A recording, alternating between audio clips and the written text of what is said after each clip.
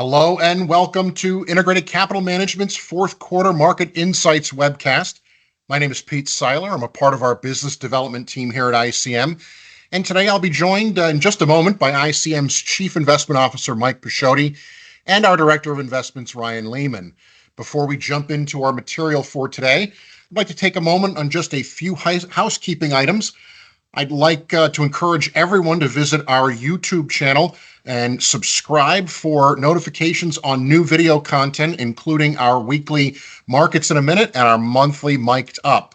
I'd also like to encourage everyone to visit our new Advisor Content Center, complete with really great content that advisors need for meetings or reviews. As an additional note, this webcast is being recorded, therefore all participants are on mute.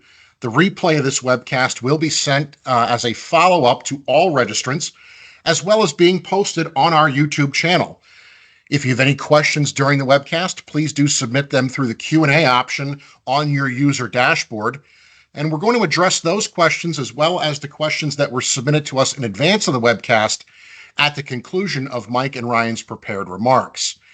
If you should have any additional questions at the conclusion of this webcast, please reach out to our team at info@icm-invest.com, and a member of our team will be in contact with you. Without further delay, I want to welcome in Mike Paciotti. Mike, the floor is yours. Thanks, Pete, and welcome everyone to our fourth quarter 2024 Market Insights presentation. As Pete mentioned, my name is Mike Paciotti. I'm the Chief Investment Officer for the firm, and I'll be joined shortly by our Director of Investments, Ryan Lehman, who along with Pete and I will be your hosts for today's call. So after long last, the market finally got its wish, and really kind of in supersized format as the Fed began the path of reducing interest rates back to the long-term neutral rate of just below 3%.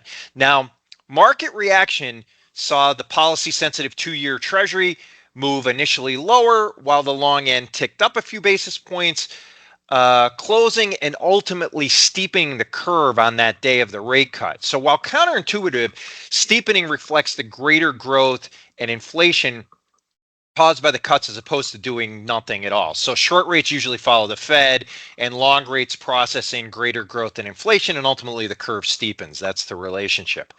Since its peak in May, the two-year has now fallen by about 100 basis points, coming to rest at roughly 4% on the two-year and also 4% on the Treasury, on the 10-year Treasury for that matter, changed significantly from just a few days ago.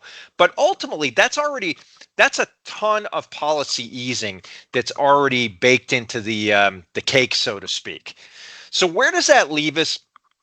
Like I said, a ton of policy accommodation already baked in. So that begs the question, what amount of weakness needs to be realized to justify this action and bring that expectation to match reality? And alternatively, how much of this is really realistic, especially considering that the market and the Fed are pretty much aligned now via what the dots would suggest. So I intend to really address these points plus a few others in our market and our economic and our fixed income sections before turning it over to Ryan to address domestic and international equities plus some alternative assets.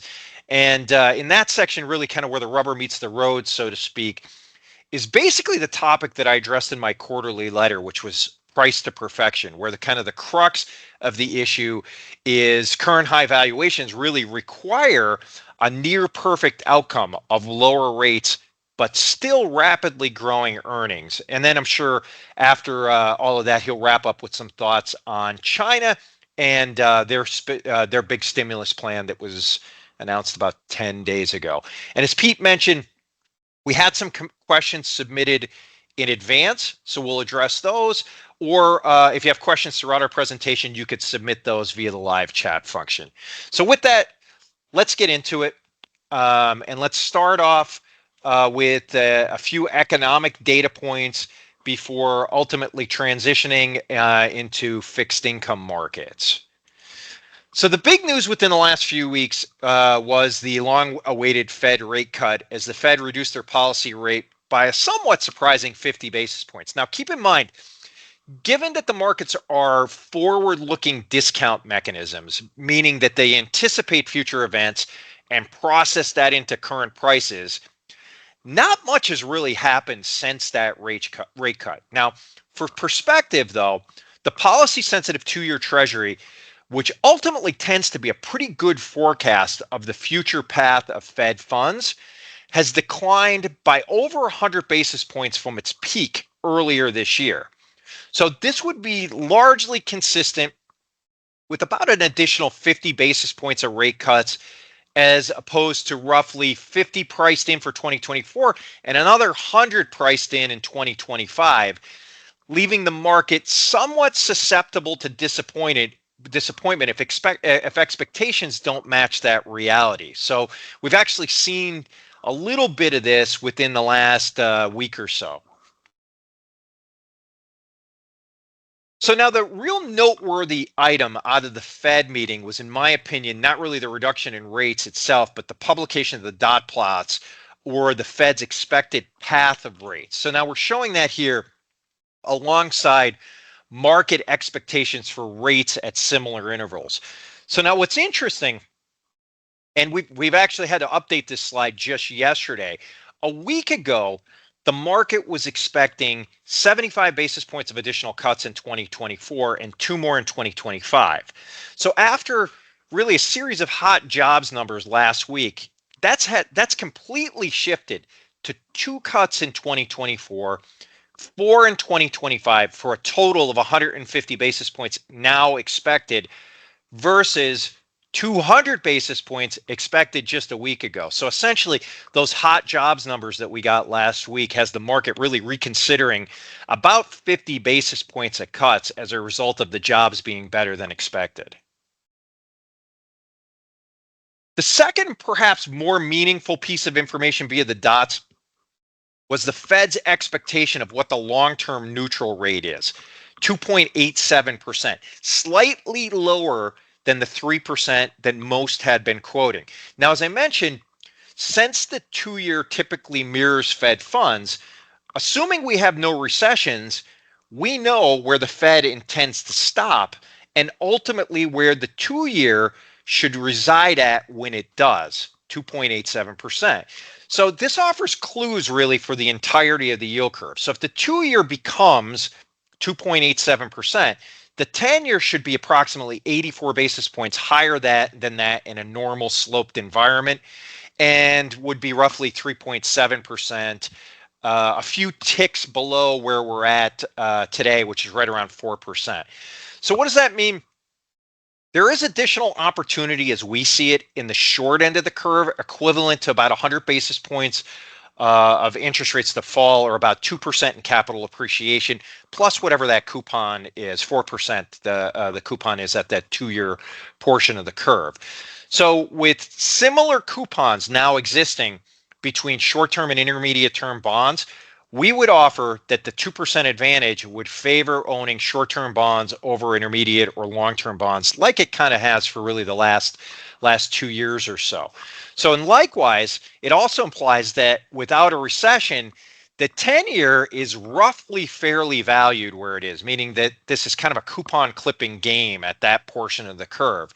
And of course, all of this would apply to a soft landing scenario where the Fed cuts to neutral on Fed funds, but not beyond. And ultimately, of course, if inflation reaccelerates, rates may never reach neutral, but the positioning of favoring short-term over intermediate term or long-term would still be the better position in that scenario as well.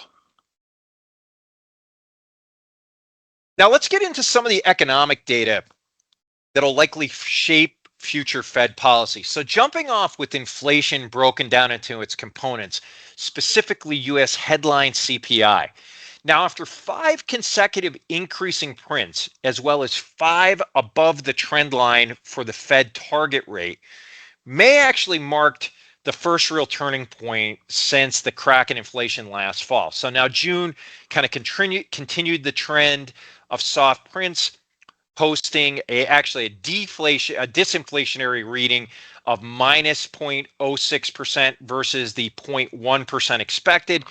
July was hotter, but in line with expectations at a positive 0.2, and August came in at a positive 18 basis points. September will actually be printed later this week, with the expectation being a positive 0.1 month over month and 2.3% year over year. Now, what we could see when we drill into that data is that the deflationary trend in core goods continued, right? Now, this is no small trend. This marks now 7 consecutive prints of negative readings and 15 out of 17 negative readings dating back to May of 23. So let me repeat that. 7 consecutive prints that are negative and 15 of 17 negative inflation readings on core goods going back to May of 2023.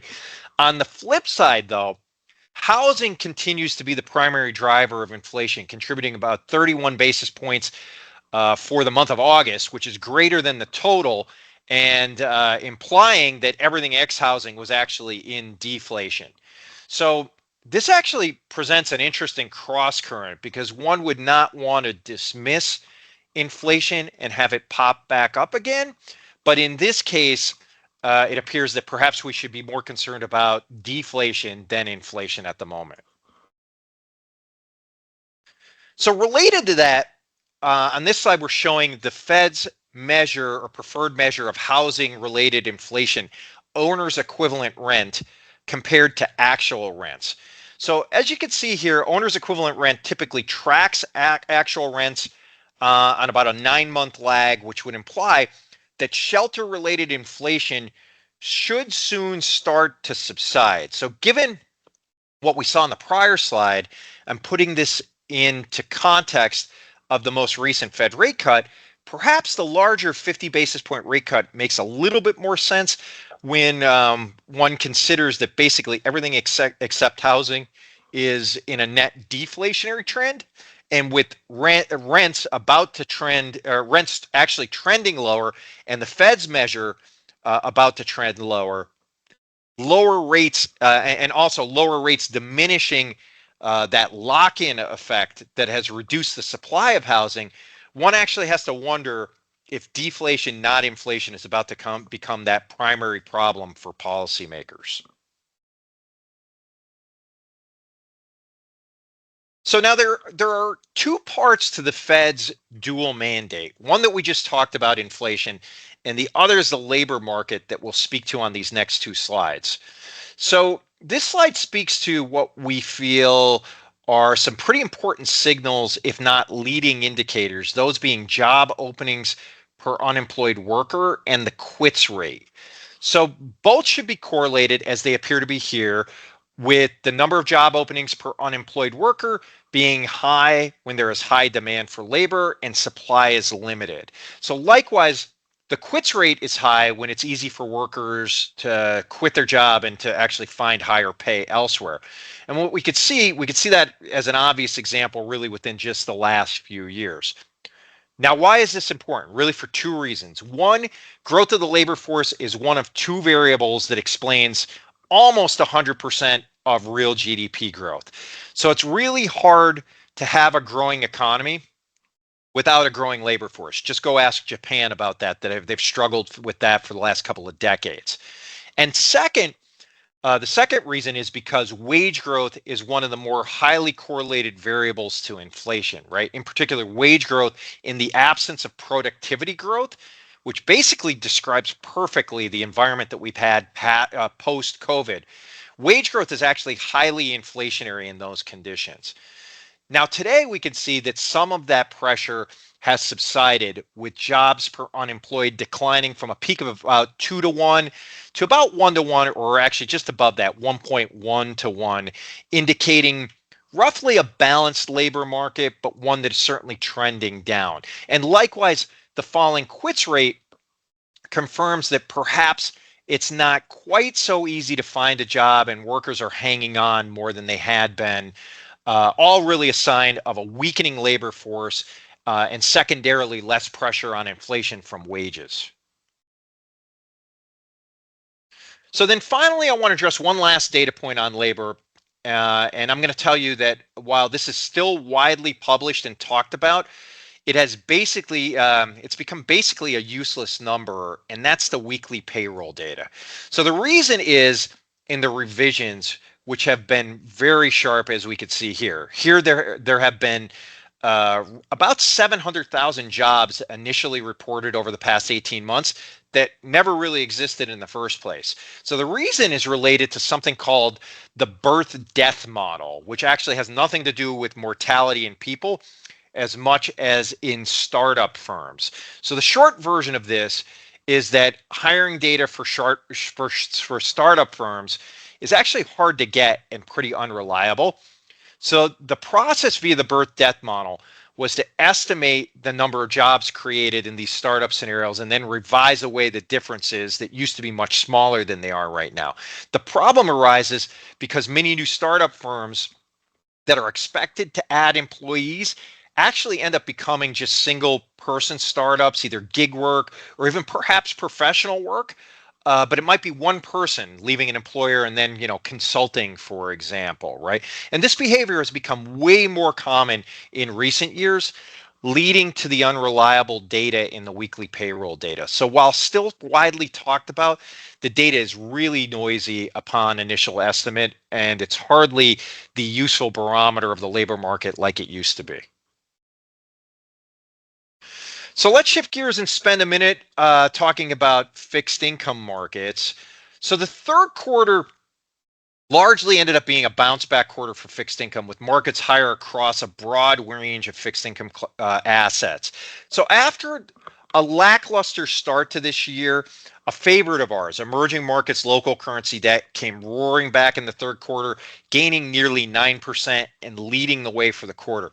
So credit performed marginally better than the broader Bloomberg Ag at 571 versus roughly 520 for the Ag, with high yield bonds performing basically in line at about 528, with the laggards really being munis and cash. Now for the year, high yield bonds in both corporate and muni space still lead the way in what has largely been a risk on environment.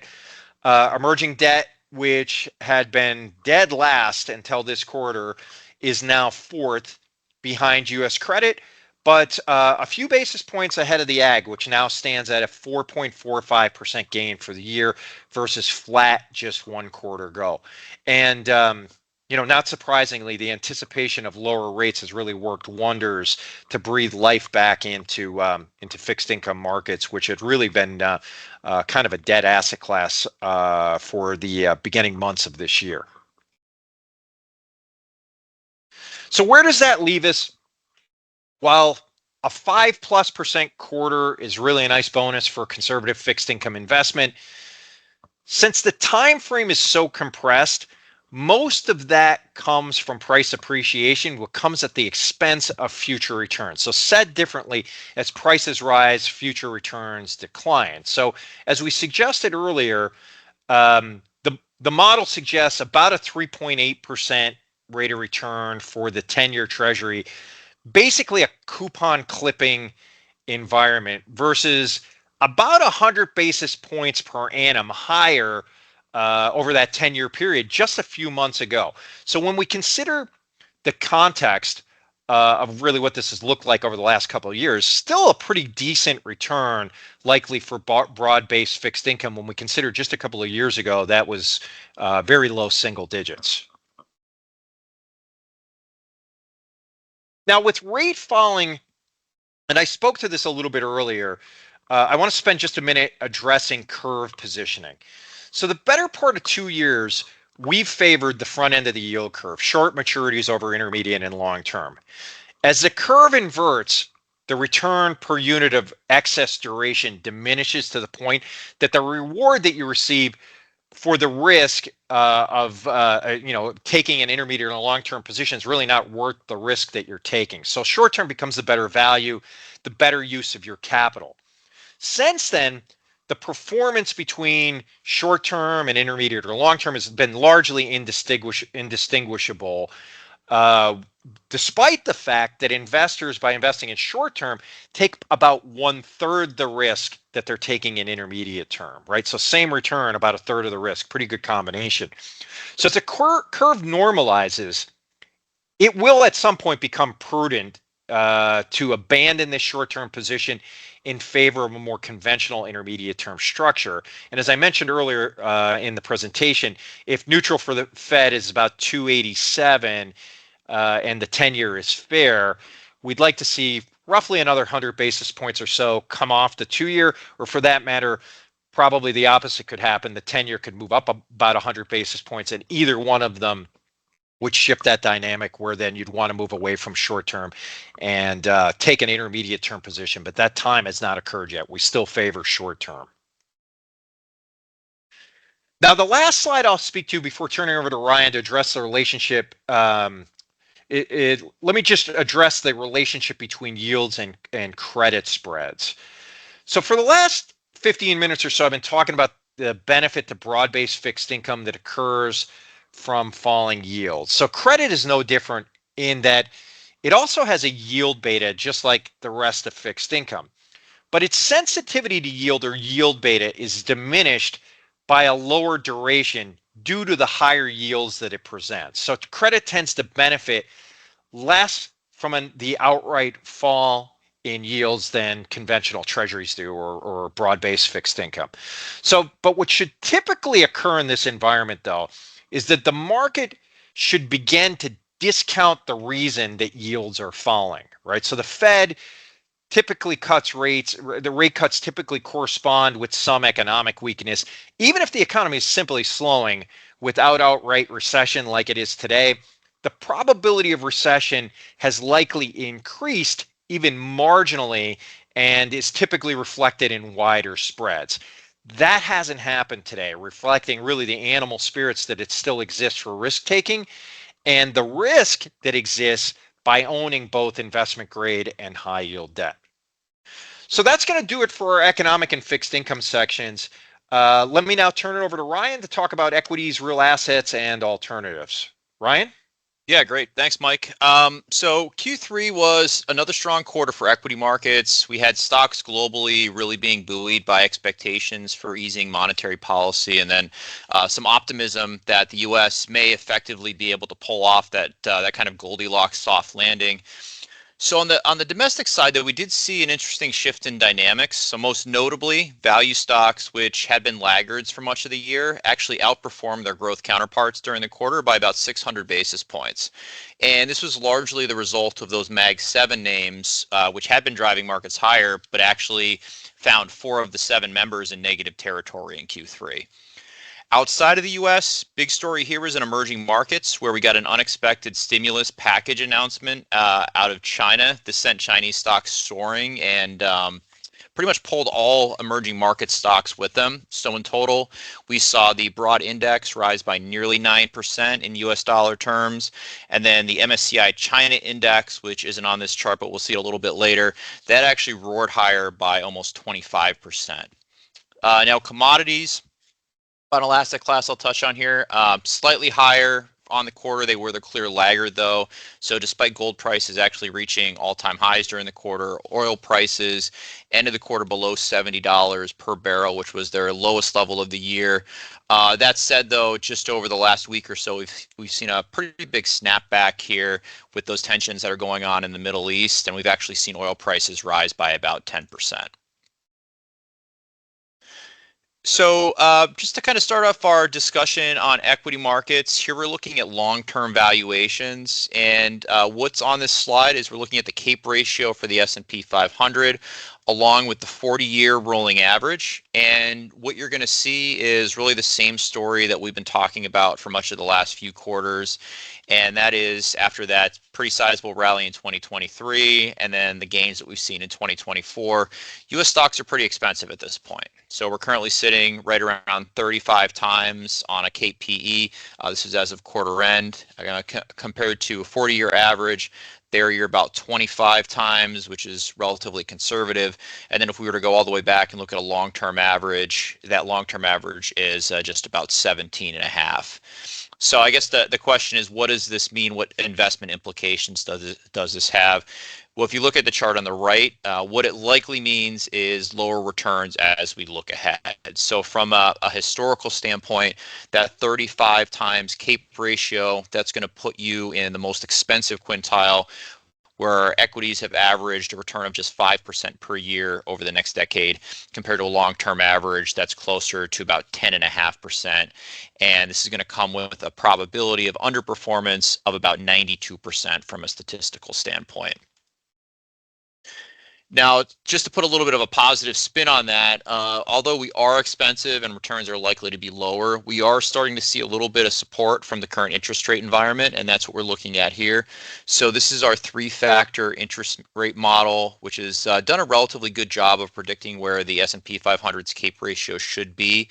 Now, prior to last month, and if anyone remembers, we looked at this last quarter, we were pretty grossly overvalued. So as you can see in that little embedded table on the slide, we were about 35% overvalued if we were to put a number on it. Today, we're closer to 14% overvalued with that recent disinversion of the yield curve. So I guess the moral of the story here is U.S. stocks are still really expensive and most likely poised to provide some lackluster returns as we look ahead. But the picture looks a little bit brighter than it did 3 months ago, because at least now you're getting some support from the interest rate environment. Now, staying on that valuation theme, one idea that's been floated recently is that the Magnificent Seven stocks, which today are about 30% or so of the S&P 500, are going to be responsible for the majority of the overvaluation in the S&P. And as a result, the S&P 493, as they're called, are actually cheap. Now, this was true if we were to look back a year or so ago, but when we look at it today, it's unfortunately a bit false. So while it is true that the valuation gap is less extreme, if you look at those 493 names, they're currently trading at a trailing 12-month P of about 23 times, which is much less than the 37 times PE for the Magnificent Seven, but it is still decently above their average over the last 15 years, which has been about 19 times. The good news, though, is if we slice and dice the index a little bit, and in particular, as we carve it out based on different segments of growth and value, one segment here really shines, and that's what we're going to call deep value stocks. So these are the names that fall into the cheapest quintile of valuation when we take into account metrics like price to book, price to sales, price to profits, etc. And if we just dive a little bit deeper into this chart, what we're looking at is the Z-score of composite valuation metric for these 4 different segments of the market going back to the early 80s. So essentially, how cheap are these 4 different market segments compared to their own history? Now, what's not surprising is that those high growth and those kind of middle growth names are pretty expensive, especially those in the high growth buckets. That's going to include the names like NVIDIA and Tesla. What's a little surprising, though, is that the so-called shallow value names are actually a tad expensive today, nearly 1 sigma at quarter end. However, when you get to the deep value segment, you're going to see a near historic opportunity with these names trading at nearly 2 standard deviations below their long-term average. And this is versus their own history, not even compared to growth names. So for those looking for one of the best houses in a not so great neighborhood, we believe that this is one of those opportunities within the US. Now, just to kind of finish up with our talk on U.S. equities, so one area of pushback that we and other managers that tend to be focused on valuations have received lately is essentially the following. So yes, growth stocks are expensive, but we're just paying more for growth stocks because the earnings growth is expected to be so much higher. And to some degree, this has been true over the last year. The Mag 7 grew earnings by over 80%. A good chunk of this is going to be thanks to NVIDIA, while the Russell 1000 growth saw EPS expand by a more modest but still really strong 29%. And then the Russell 1000 value index actually saw earnings contract by a few percentage points. However, when we look ahead, this is expected to change pretty meaningfully, at least according to analyst estimates that we're able to pull out of Bloomberg. In fact, for the next 12 months, value stocks are actually expected to see earnings growth in excess of the Mag 7 and the S&P 500. And then if we go out 2 years, earnings growth that's actually very similar to those two indexes. And stack this on top of the valuation story we saw in the prior slide. And from a relative return standpoint, this looks like a pretty attractive area to be positioned in as we look ahead. Now, if we step outside of the U.S., this is where we not only see attractive relative returns, but potentially strong absolute returns as well. And this is all going to be driven by what you've probably heard us refer to as the building blocks. So if we start with valuations, as we discussed already, U.S. stocks look pretty expensive, so I'm not going to kind of beat a dead horse here.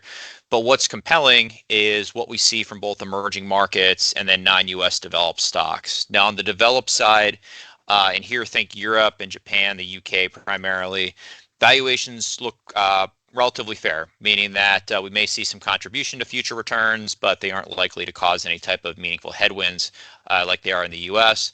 And then when we look in the emerging market space, here you're going to find valuations that are near their lowest levels in 20 years, trading at about a 20% discount to their own historic average. And then if we move on to the next two building blocks, yield and earnings per share growth. So let's start with your dividend on the left. So this is a somewhat unchanged trend from history. So non-U.S. stocks, they do tend to pay out a little bit of a higher percentage of their earnings than their U.S. counterparts. And what happens is that as a result, you're going to see pretty healthy income coming from the MSCI EAFE and EM indexes. So currently, they've got yields of just about 3% each versus less than 1.5% for U.S. stocks. So a pretty meaningful advantage there. And then on the right-hand side, we see a much more interesting story, which is earnings. So first, if we look 12 months back, the S&P has clearly seen stronger earnings growth than non-U.S. markets. This is largely driven by mega cap tech, which is not nearly as represented in overseas markets. However, when you step out into the next 12 months, we start to see a bit more parity. S&P 500 earnings are expected to grow by about 33%. That's the number we saw a few slides ago. And then EAFE and EM earnings are actually expected to expand by a very respectable 27 and 26% respectively. Stack all this together, attractive valuations, healthy dividend, and then the potential for meaningful recovery in earnings, and non-U.S. stocks look very attractive from both a relative and absolute standpoint. And then just the final piece to that equation, which doesn't impact U.S. assets necessarily, is going to be currency. And regardless of how you slice the dollar, it looks pretty overvalued right now, despite pulling back by about 5% or so since the end of June. Now, on the left-hand side, we've got a more fundamental look at the dollar. So this is using purchasing power parity, which essentially estimates how much the dollar's value needs to change to equate goods prices across different currency regions. So here you're going to see the dollar overvalued by just shy of 30%, near its most expensive level since the 1980s. And then from a more technical standpoint, if we just look at a simple price trend analysis, you're going to see emerging currencies currently trading at nearly 2 standard deviations below fair value. Again, some of their cheapest on levels on record, and here we're able to go back to the 1990s. And when we think about what impact this may have on future returns, just to get back to fair value, you could easily see currency appreciation adding an additional 2% per year for the next decade to returns for not just international equities, but emerging markets equities and bond returns as well. Then lastly, just to wrap up this section, I want to hit on a more current hot topic, which is China. And for those who aren't aware, China's weight has come down a bit in the emerging markets index, but it's still the largest single country weight in the MSCI EM at around 25% as of quarter end. Now, China's been a laggard for quite some time, largely due to political concerns around the regulatory environment, and then additionally a lack of recovery following the COVID-19 pandemic. However, in late September, the Chinese government announced a sweeping round of monetary stimulus, which included a reduction in their key interest rates, as well as moves to prop up their ailing property markets. However, what's even more meaningful was the tone around the announcement, which was taken as a "we'll do anything to address this problem" type of move. And the result was this massive rally in Chinese stocks to cap off the quarter, which may continue to ignite the market as well as other emerging markets countries should their policy moves start to create some spillover effects or open the door to similar moves elsewhere. Now, in addition, not surprising, we see a really strong valuation story as well here with the Chinese index trading at a discount of about 63% to the US and then more than a 30% discount to its own history. And all this is really encouraging, at least in the short term. We'll just have to wait to see what the intermediate and long-term effects are going to be here. And then just to touch on some non-traditional assets. So to talk about closed-end funds a bit, which at the end of last year were approaching near historic valuation levels. This has come in a good bit, which has been a positive for closed-end fund investors this year. So we currently have discounts sitting at around 4% below NAV for the universe, which is going to be roughly in line with the long-term average. One thing to note, though, is that discounts by asset class do vary pretty widely. So most notably on the fixed income side, discounts for taxable bond funds really tight right now, while the average municipal bond fund is actually trading at a discount of about 5.5% below NAV, or about 94 cents in the dollar, which is still around a 1/2 standard deviation event. So this does still create some potential opportunity for some pretty attractive future returns from these levels, especially when we consider the yield advantage that these securities also tend to offer versus traditional stocks and bonds. And then finally, we'll tie all this together, walk through some asset class return forecasts and strategy positioning. So here you're going to see our return assumptions for a variety of equity asset classes. And so if we start with U.S. large caps, you're going to see expected return of just under 3%. This is well below the long-term average of 10 to 12%. And at this point, large caps as a whole look pretty unattractive, given that investors can earn pretty attractive returns in the bond market right now with much less risk. And then digging into the U.S., return expectations are pretty meaningfully skewed across growth and value, as would be expected based on kind of what we talked about earlier. So we have value stocks expected to return around 4.5% versus less than 1% for U.S. Large cap growth stocks. Small caps, slightly higher return expectation than U.S. large caps, and I definitely mean slightly. Keep in mind, though, that small caps are going to be more volatile than their large cap counterparts, so the risk return opportunity does not look that attractive here at the moment. And then if we look to the right-hand side of the chart, you're going to see our standout opportunities in non-U.S. equities, and the big driver here is going to be the differential between non-U.S. and U.S. assets that we talked about a couple minutes ago, valuations, that yield advantage, and then as well as currencies, all of which are going to value or benefit non-U.S. stocks versus U.S. as we look ahead. And then just one more interesting chart that I think is worth showing given the current environment measures what we refer to as diversification alpha. So this is essentially the potential benefit that owning a diversified portfolio could create for investors versus owning just your simple 60-40 portfolio of U.S. stocks and bonds. And for the sake of time, I'm not going to get into the weeds here on how this is all constructed, but if anyone's interested, please feel free to reach out to a member of our advisor services team, and we'll more than happy to do it, go as deep as you'd like. But the big takeaway of this slide is that given that current low potential return opportunity for U.S. stocks, from our viewpoint, it's essentially the most opportune time in about 20 years or so to consider owning assets outside of just U.S. large caps. So think things like emerging markets, non-U.S. value stocks, commodities, things like that, where your potential return opportunity looks so much more attractive.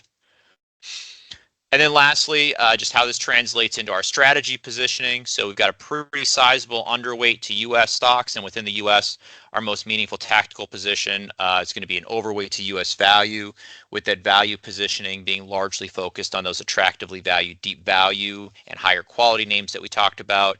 And that outside of the U.S., we have meaningful overweights in both international and emerging markets value, as well as an out-of-benchmark position in commodities. And then on the fixed income side of the equation, you're going to see a little bit of an underweight to duration, as Mike discussed, and a pretty neutral sector exposure. This was changed a little bit earlier in the year as we were carrying a little bit of an overweight to investment-grade corporate bonds. We did reduce that due to meaningful spread compression that we've seen over the last year or so. And then consistent with that, no exposure to high yield where spreads look even less appealing. And then lastly, we do have that out of benchmark position in emerging markets local bond, another asset class that does have the potential to benefit from a weakening dollar, which I mentioned a little bit earlier.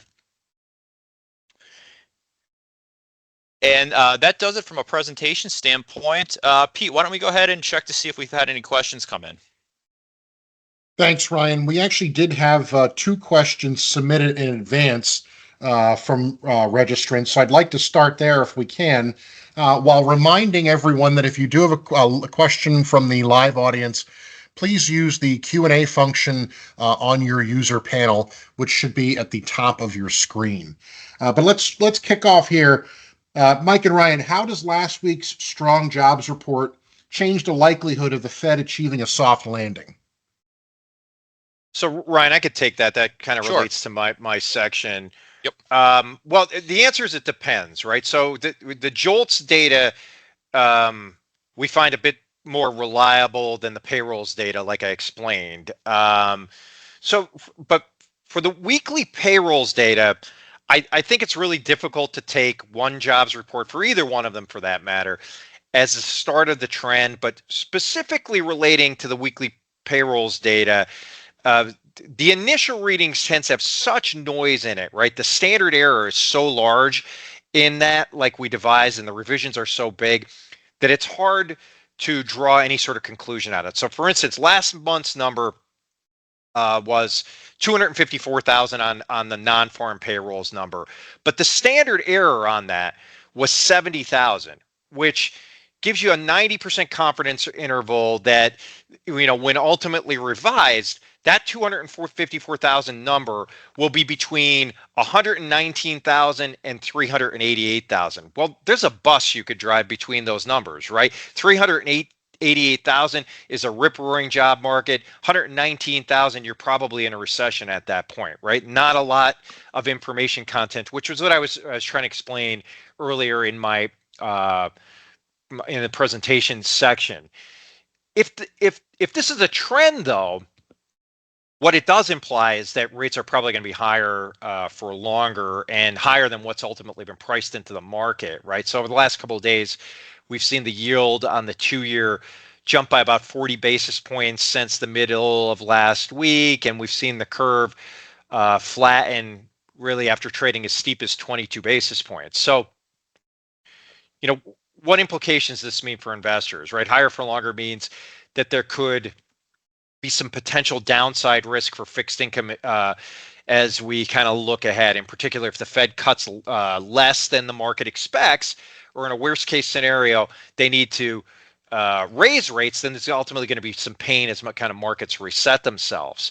Now, in terms of equity markets, a flatter inverted curve has historically not been supportive of elevated valuations like we're supporting today. So it could mean that there's some potential risk in equity valuations, especially if it coincides with kind of weaker earnings.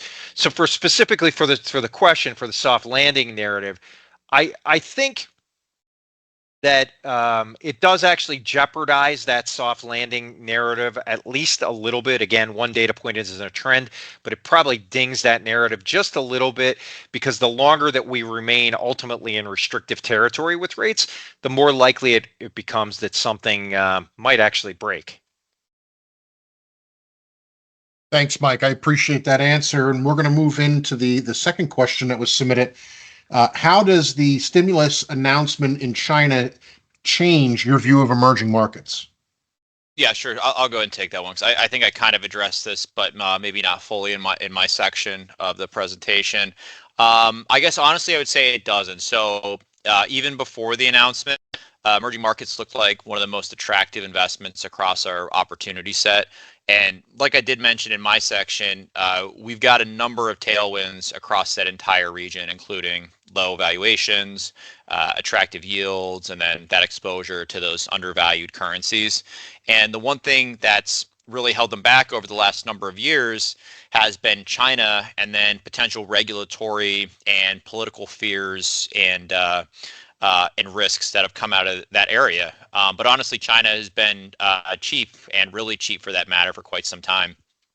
And then if we think even after that 25% or so run up since the announcement, the Chinese stock market is still trading at a CAPE ratio of, I believe it's around 16, which is still less than half of that of the US market. So optimistically, this should be a positive for the entire EM complex, as it should really provide some a much needed confidence boost to investors who have been a little bit concerned about the entering the space, because it does have traditionally such a large exposure to China.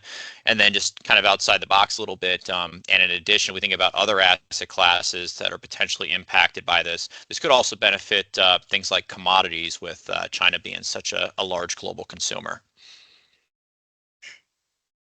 Thanks, Ryan. We have had an additional question submitted from one of our attendees. What about the coming election? The economy seems to be an issue this election cycle.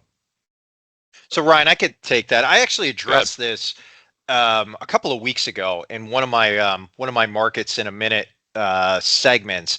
So our thought on elections is that there's not a lot of data in the political party. There's not a lot of information content in the political party that ultimately gets elected, right? And it's very difficult to determine cause and effect with regard to, which political party caused anything good that happened or anything bad that happened. So if you study this over time,